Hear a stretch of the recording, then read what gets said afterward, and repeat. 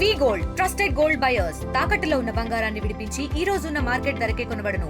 మరిన్ని వివరాలకు సంప్రదించండి 77107720.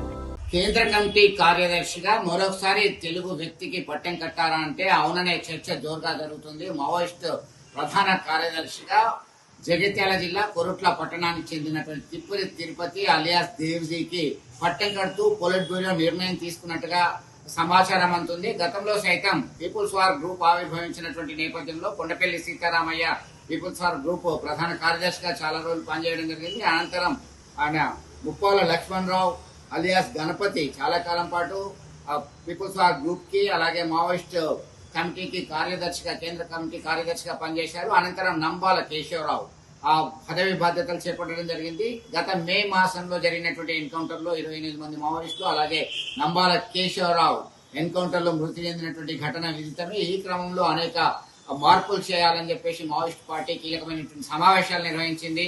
దీనిలో భాగంగానే తాజాగా జరిగినటువంటి పొలిట్ బ్యూరో సమావేశంలో కరీంనగర్ ఉమ్మడి జిల్లాకు చెందినటువంటి వ్యక్తి తిప్పరి తిరుపతి అలియాస్ దేవ్జీని నియమించినట్టుగా ప్రచారం జరుగుతుంది. ఈ క్రమంలో మరొకసారి తెలుగు వ్యక్తికి 2005లో ఏదైతే పీపుల్స్ వార్ గ్రూప్ కాస్త మావోయిస్ట్ కమ్యూనిస్ట్ సెంటర్ గా మారిందో దానిలో బాధ్యతలు చేపట్టినటువంటి లక్ష్మణరావు కీలకమైనటువంటి దిశానిర్దేశం చేశారు. ఈ మధ్య కాలంలో మళ్ళీ తిప్పరి తిరుపతికే బాధ్యతలు వచ్చాయని చెప్పేసి చెప్తున్నటువంటి పరిస్థితి. ఆ కుటుంబ సభ్యులు సైతం ఆర్టీవీ మాట్లాడించడం జరిగింది. ఒక్కసారిగా పెద్ద ఎత్తున చర్చ జరుగుతుంది.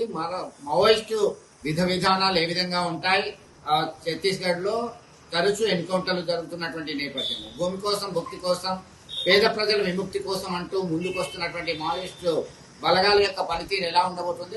ముఖ్యంగా కేంద్ర హోంశాఖ సహాయ మంత్రి బండి సంజయ్ సైతం సంచలనమైనటువంటి వ్యాఖ్యలు చేయడం జరిగింది. ఈ మధ్య కాలంలో మావోయిస్టులతో ఎందుకు చర్చ జరపాలి, వారందరినీ హత్య చేస్తున్నందుక ఎందుకు మీరు మద్దతు ఇస్తున్నారని చెప్పి విరుచుకుపడ్డారు. అంతకు ముందు సైతం హోంశాఖ మంత్రి అమిత్ షా స్పష్టం చేశారు. ఆపరేషన్ కగార్ కావచ్చు ఇతరత్ర ఆపరేషన్ల పేరుతో చేపట్టినటువంటి మిలిటరీ యాక్షన్ కొనసాగుతుంది. ఖచ్చితంగా నక్సలిజం లేకుండా త్వరలోనే మేము ముగింపు పలుకుతామని ఆయన హెచ్చరికలు జారీ చేసినటువంటి నేపథ్యంలో మరోసారి తెలుగు వ్యక్తి ఈ పదవిని చేపట్టడం పట్ల ఏ విధంగా వారి విధానాలు ఉండబోతున్నాయని ఆసక్తికరమైన చర్చ జరుగుతుంది. కవితక్క గారి ఆదేశానుసారం ఇవాళ 42% ఈ బీసీ బిల్లు చట్టపరంగా పాస్ అయినాకనే ఈ కాంగ్రెస్ పార్టీ ఈ నెల 15వ తారీఖున వారి అగ్ర నాయకులు రాహుల్ గాంధీ గారు వచ్చి ఇక్కడ విజయోత్సవ సభ చేస్తారని తెలుస్తోంది. కానీ చట్టపరంగానే వచ్చి ఇక్కడ బీసీ బిల్లు అమలైనాకనే విజయోత్సవ సభ చేయాలి, లేదంటే మేము తెలంగాణ జాగృతి నుంచి అడ్డుకుంటామని తెలియజేస్తున్నాం. అలాగే ఇవ బీసీలకు అనేక రకాలుగా మోసం చేస్తున్నటువంటి కాంగ్రెస్ పార్టీ ఎన్నికల్లో మోసపూరితమైన హామీనిచ్చి గద్దెనెక్కి ఇవాళ బీసీలను చట్టసభల్లో స్థానిక సంస్థల్లో రానివ్వకుండా చేస్తోంది. కాబట్టి అఖిల పక్షాన్ని తీసుకెళ్లి ఢిల్లీ వెళ్లి వారి ప్రయత్నాలు చేస్తలేరు. రాష్ట్రపతి గారిని కలవడం లేదు, గవర్నర్ గారిని కలవడం లేదు. అంటే వారి యొక్క చిత్తశుద్ధి ఏదో మేము చేసినామంటే తూతూ మంత్రంగా చేసినట్టు కనబడుతోంది. కాబట్టి వాళ్ళ చిత్తశుద్ధి నిరూపించుకొని బీజేపీ ప్రభుత్వం మీద ఒత్తిడి తెచ్చి చట్టపరంగా ఇవాళ 42% రిజర్వేషన్ చేయాలి. అలాగే ఈ కామారెడ్డి జిల్లాలో మొన్ననే తీవ్రమైన వరదలు వచ్చి ఇవాళ ఎంతోమంది పేద ప్రజలకు తీవ్రమైన నష్టం జరిగింది. ఇదే కామారెడ్డి పట్టణంలో అనేక మంది ఇళ్లకు గ్రౌండ్ ఫ్లోర్ కావచ్చు, వాళ్ళకు ఒక్కొక్కరికి దాదాపుగా టీవీలు, ఫ్రిడ్జ్లు, అన్ని ఎలక్ట్రికల్ ఐటమ్స్ అన్నీ ఖరాబ్ కావడం జరిగింది. దాదాపు ప్రతి కుటుంబానికి 8 లక్షల వరకు వాళ్ళకు నష్టం జరిగింది. ఇవాళ అటువంటి కుటుంబాలను ప్రభుత్వ పరంగా ఆదుకోవాలని మేము తెలంగాణ జాగృతి తరఫున డిమాండ్ చేస్తున్నాం. అలాగే కామారెడ్డి జిల్లాలో రైతులై పంటలు కూడా ఈ వరదల వల్ల కొట్టుకపోయినాయి. యూరియా లేదు. ఇవాళ ఈ యూరియా వల్ల ప్రభుత్వం పడిపోయే పరిస్థితి కనబడుతోంది. మార్కెట్లో బంగారం దొరికేటట్టు కనబడుతుంది కానీ యూరియా దొరకని పరిస్థితి కనబడుతుంది. కాబట్టి వెంటనే యూరియా ఇచ్చి రైతులను ఆదుకోవాలి. లేదు అంటే ప్రతి ఎకరానికి నష్టపరిహారంగా ₹1,00,000 ప్రభుత్వం చెల్లించాలని కోరుకుంటున్నాం. జై జాగృతి, జై కవితక్క మీద మరి విజయోత్సవ సభ అని చెప్పేసి పెట్టడానికి రాహుల్ గాంధీని పిలవడానికి కొద్దిగా రాష్ట్ర ప్రభుత్వానికి ఉండాలి. ఎందుకంటే ఢిల్లీలో ధర్నా చేస్తే అక్కడ పాల్గొనలేదు. మరి ప్రతిపక్ష నాయకుడై ఉండి మరి ఇక్కడ నేను పోయి అక్కడ ఇచ్చిన కదా నేను మాట్లాడాలనే విధానం పార్లమెంట్లో ఒక్క నిమిషం కూడా మాట్లాడని వ్యక్తి ఇక్కడికి వచ్చి సంబరాలు చేసి ఈ సంబరాలన్నీ దొంగ సంబరాలు ఇక్కడ తెలుగులో మాట్లాడి మరి అక్కడ హిందీలో ట్రాన్స్లేషన్ చేసి వాళ్ళు బీహార్ ఎలక్షన్ కోసం చూపిద్దామని చెప్పేసి దొంగ నాటకాలు ఆడడానికి మరి కాంగ్రెస్ ప్రభుత్వం ఏదైతే చేపడుతుందో మరి ఇక్కడ ఉన్న కామారెడ్డి ప్రజలు ఊరుకోరు. నాకు తెలిసి అన్ని పార్టీలకు కూడా అతీతంగా వచ్చి మరి బీసీలకు ఇంత అన్యాయం జరుగుతున్నప్పుడు ఈ సభ జరగనీయకుండా చూడాలని చెప్పేసి కామారెడ్డి ప్రజలకు అందరినీ కోరుతున్నాను. అఖిలపక్షం పెట్టాలా, 3 నెలలు అక్కడి నుంచి బిల్లు గిట్ట ఇక్కడ రాకపోతే సుప్రీంకోర్టు పోయే అవకాశాలు ఉన్నాయి. మరి లీగల్గా అన్నీ తెలిసి కూడా చేయాల్సిన అవసరం ఉంది. చేయొచ్చు, ప్రభుత్వం తలుచుకుంటే చేయొచ్చు. కానీ చేస్తే వాళ్ళకి ఎక్కడ ఈ నాటకాలన్నీ బయటపడతాయని చెప్పేసి వాళ్ళు చేయట్లేదు.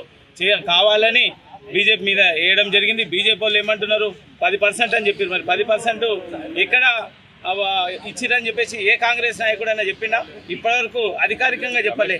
10% వాళ్ళకు ఉంది అని చెప్పేసి బీసీపీని ఆపడము మరి వాళ్ళది కూడా మోసపూరితమైనదే. మరి వీళ్ళు కూడా ఇద్దరు కలిసి నాటకాలు ఆడుతున్నారు. మరి మేమైతే ఊరుకునేది లేదు.